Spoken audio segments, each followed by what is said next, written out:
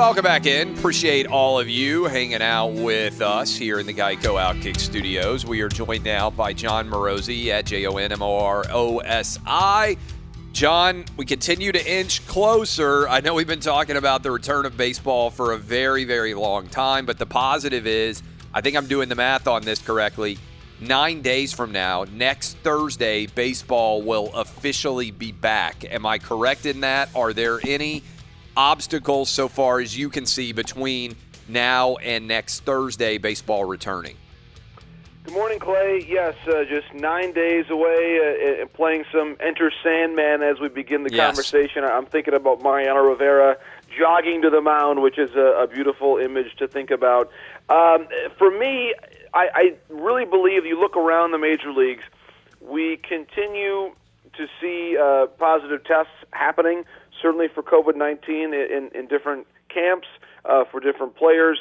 At this point, Clay, it does not seem to me that the number of positive tests will rise to a point where the start of the regular season is postponed. I don't anticipate that happening. There's question about will we see the season completed? Obviously, all the way to the end of October. That's a separate conversation, and we frankly don't know that yet.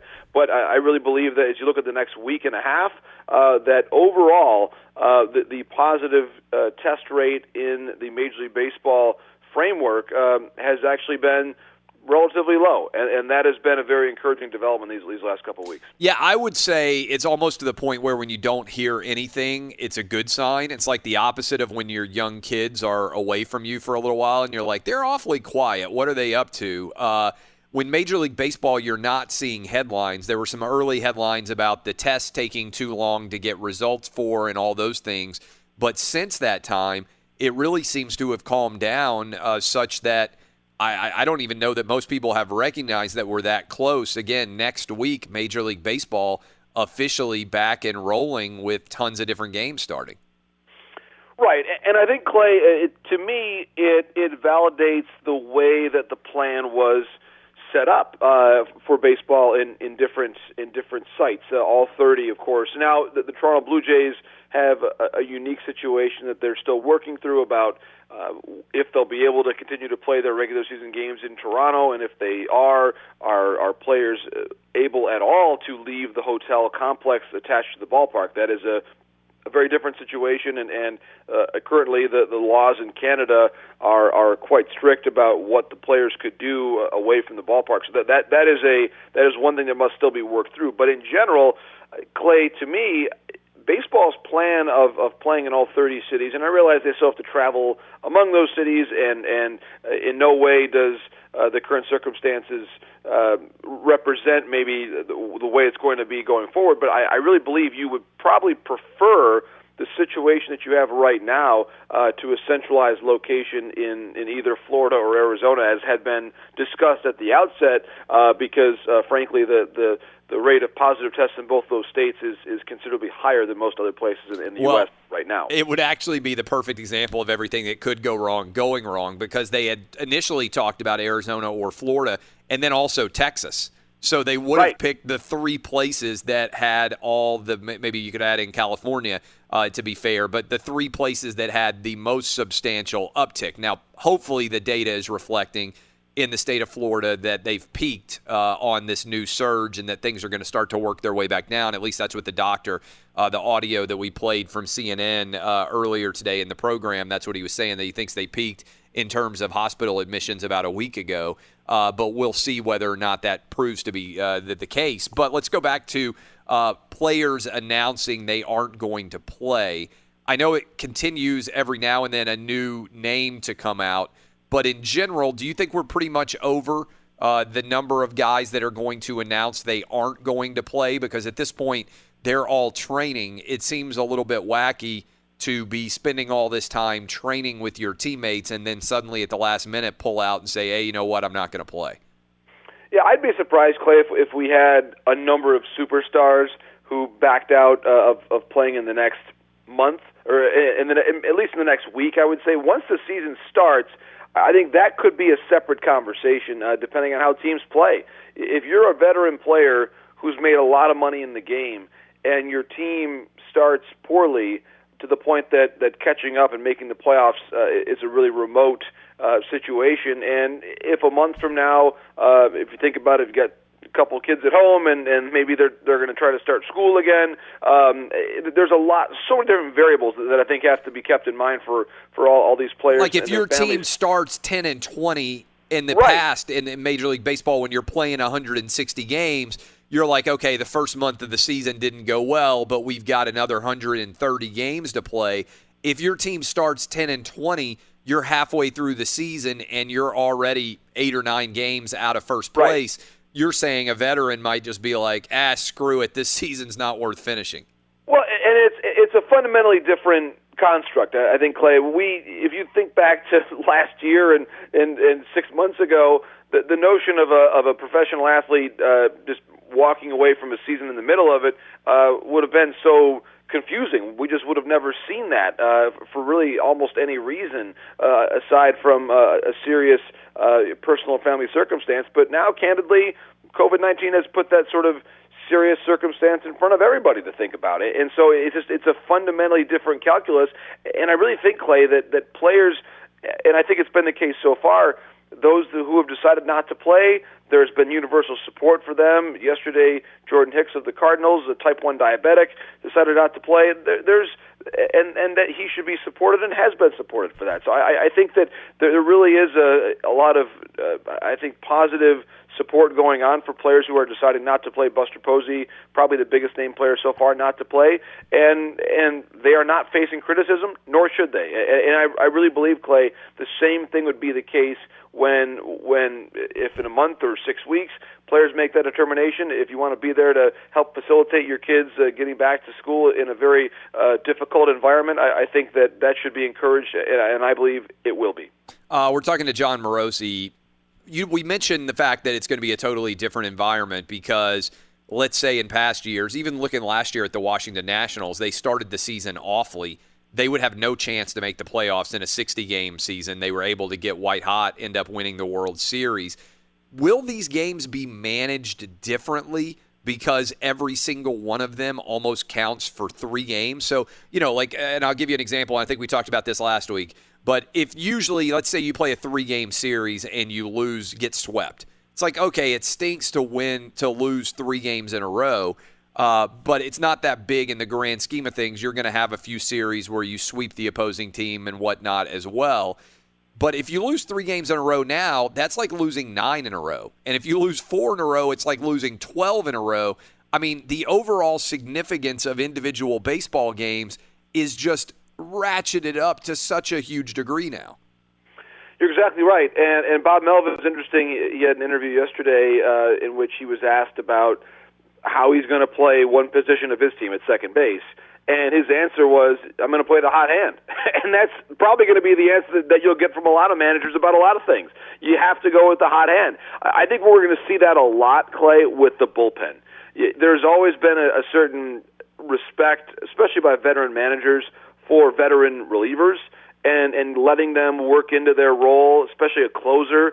You always see in April, it seems like, a couple closers who are not quite in game form yet, and they blow a save or two in April. Maybe it's cold, they're not quite comfortable yet, and the manager almost always stands by that reliever.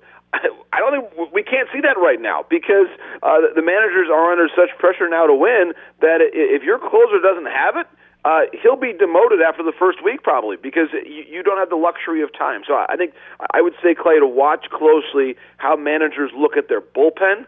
And then I think, more broadly speaking, the other point to make about the pen is that you probably, especially when you're early on in the season, when you've got that 30-man roster limit, the one thing that is sort of a countervailing force to that is you need to know once you actually get into games that matter, because you're not going to play more than 2 or 3 exhibition games at the most, you need to know who actually has the hot hand. So you probably want to see different relievers come into games and get action. You may try to just get more relievers involved in games just to see who's throwing the ball well and then go with them. But you really aren't going to find that out until the regular season starts. So it's really a bit of push and pull in that respect.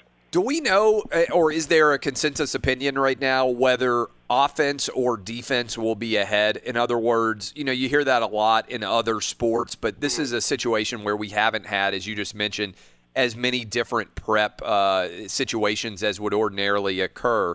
Are hitters supposed to be ahead of pitchers? Are pitchers supposed to be ahead of and even the weather, right, can factor in usually when you start baseball in April. It's cold a lot of places. The ball comes off the bat differently. We're starting right in the white-hot part of the summer.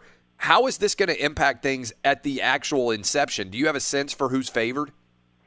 Yeah, great question, I think, on that, Clay, because to me, I've been told, I remember what one player told me in particular, that just the game speed of, no matter how things look right now in inter-squad games, but the game speed of a Major League curveball, a Major League slider, a really high-quality Major League fastball with great movement, that it's going to be tough for hitters to pick that up in the early days of the season. They'll probably get caught up eventually, but when you think about it, if you're at home, it's a little bit easier for you to keep your arm in shape and keep your arm loose and going during this layoff than replicating a Major League pitching repertoire at full speed. And so I really believe the pitching will be a little bit ahead of the hitting when the regular season begins. The question is, how long will that be the case? I would say probably a week or two. We've still seen some pretty impressive home runs hit in inter-squad games. Mookie Betts had one. C.J. Cron, I know, for the Tigers, hit one a mile at Comerica Park. So we're seeing some pretty deep home runs hit and some impressive offense in the inter-squad games. But I think in general the pitching will be ahead. And then in terms of the weather, certainly it's a concern. Different parts of the country. The fortunate thing is that we've seen, and even now in Texas, the Rangers, of course, moving indoors to their new ballpark. That helps. That removes one more ballpark that would often be susceptible to severe weather. Are the the Yankees in the American League and the Dodgers in the National League the two favorites still in your mind as they would have been if we had played 162? Yes, maybe by a little bit of a slighter margin for the Yankees, just because they have some injury concerns now. Aroldis Chapman has tested positive for COVID-19. Masahiro Tanaka, one of their key starting pitchers, he took that comebacker off his head, and he really is not fully back yet. So that's a concern. Aaron Judge has had an issue now with his neck the last couple days. That's a worry for someone who's had some injuries to deal with. So I think for that reason, I'm a little bit less sanguine about the Yankees right now and their success possibly coming up. But the Dodgers, even without David Price, Clay, to me, they're the best team in the National League. Mookie Betts has looked fantastic in the inter-squad games here so far, and they have, I believe, the pitching depth to handle David Price's absence. Brusdar Graterol, who they got in the offseason trade, he is there. Dustin May, Tony Gonsolin, they've got so much pitching depth and a really good bullpen as well, with Blake Trinan adding in there now this year. Clay, to me, the Dodgers remain the best team in the National League, whether it's 60 games, 162, and I think they're the best roster in baseball as well. Last question for you. I live here in Nashville where there's been some talk about expansion of baseball. I know with all the other things that are going on, but we've got a former GM who moved here. There's a lot of optimism. Are you hearing anything about the idea of baseball expanding? Well, I think that, first of all, in the long term, yes, it's something that baseball wants to do. Rob Manfred is on record as saying he believes 32 teams is much easier to schedule than 30 teams. It gives more balance to the league and the playoff format. I also think that as you look to the future, this is the expansion fee of a team brings money into every sport, every owner's pocket, candidly. And so when you consider ways to grow the game and bring in some lost revenue, adding two teams to make it a more symmetrical league is a very appealing thing. Will it happen this year or next year? No, I think we have to wait longer into this decade. But I have believed for a long time, Clay, that by the middle to later part of the decade that we will have a 32-team Major League. And so I'm saying more like 2026, 2027. But I would say that if that happens, Nashville has an excellent opportunity. You, of course, know that there's the area near where the Titans play, where there's probably going to be maybe one last spot to develop there, right along the river. I think that could be a really nice place to play. So I think overall, I'm excited about Nashville being a Major League market. I think the game would do very, very well there. Outstanding stuff as always, Jon Morosi. We will talk to you next week when baseball Sounds will great. actually Opening day, be ever closer by next week. You know what? We'll have you on next Thursday if we can for actual opening day of Major League Baseball. Good stuff as always. Sounds great. Thanks, my man.